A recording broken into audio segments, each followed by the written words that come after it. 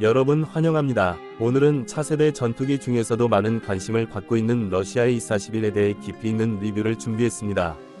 이 전투기는 아직 공식적으로 양산 단계에 들어서진 않았지만 차세대 요격기 콘셉트로 알려지며 군사 전문가들과 항공 애호가들 사이에서 큰 화제가 되고 있습니다. 특히 태국 공군의 전력 강화라는 관점에서 E-41 같은 첨단 전투기가 어떤 의미를 가질 수 있는지 성능과 가격을 중심으로 자세히 살펴보겠습니다.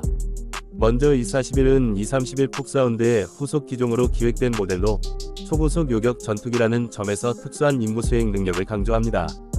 공개된 자료와 러시아 측 주장에 따르면 이 전투기는 마하 4에 가까운 속도를 목표로 개발되고 있으며 극초음속 무기 요격 능력까지 갖출 가능성이 있다고 합니다.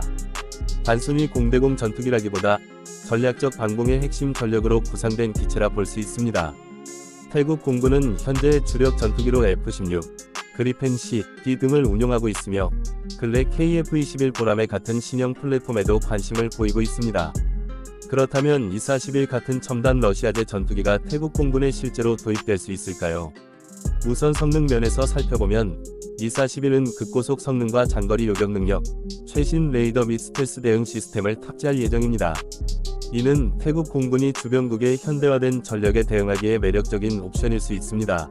특히 장거리 방공 작전의 강점을 가진다면 태국의 광활한 영공을 지키는 데 적합할 수도 있습니다. 이제 구체적인 성능 특징을 조금 더 짚어보겠습니다. E-41은 차세대 레이더를 통해 스텔스 항공기를 탐지할 수 있다는 점을 강조하고 있습니다. 또한 무장면에서는 장거리 공대공 미사일과 극초음속 요격 미사일을 장착할 가능성이 높습니다. 엔진은 신형 터보제트 기반으로 극좋은 대기권에서도 고속 비행을 가능하게 설계되었다고 알려져 있습니다. 단순히 기존 전투기와 공중전에서 맞붙는 개념이 아니라 국가 전략 방공망의 핵심 요격기라는 개념이 강합니다. 하지만 태국 공군 입장에서 E-41 위 최대 장벽은 바로 가격과 운용 효율성입니다.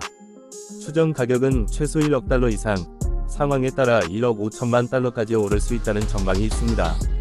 태국은 방위 예산이 제한적이기 때문에 이렇게 고가의 전투기를 다수 도입하기는 쉽지 않을 것입니다.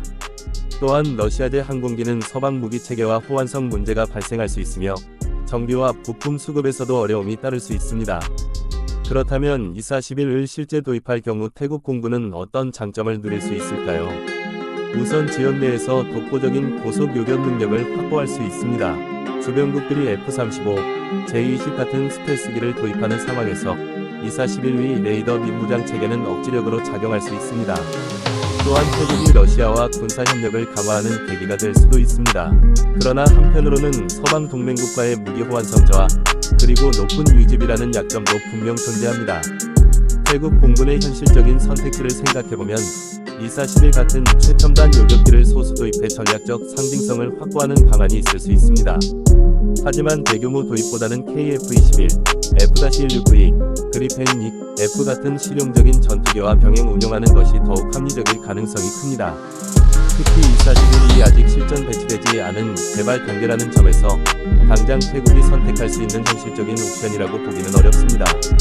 결론적으로 E-41은 차세대 초고속 요격 전투기로서 엄청난 잠재력을 가진 기체입니다. 태국 공군이 도입할 경우 주변국에 강력한 메시지를 보낼 수 있고 미래 전장에서의 전력 균형의 변화를 줄 수도 있습니다. 하지만 가격, 유지비, 정치적 고려까지 감안하면 실제로 태국 공군이 이 전투기를 대규모로 들여올 가능성은 낮다고 볼 수 있습니다. 대신 기술 동향을 예의주시하면서 제한적 도입이나 협력 가능성을 모색하는 정도가 가장 현실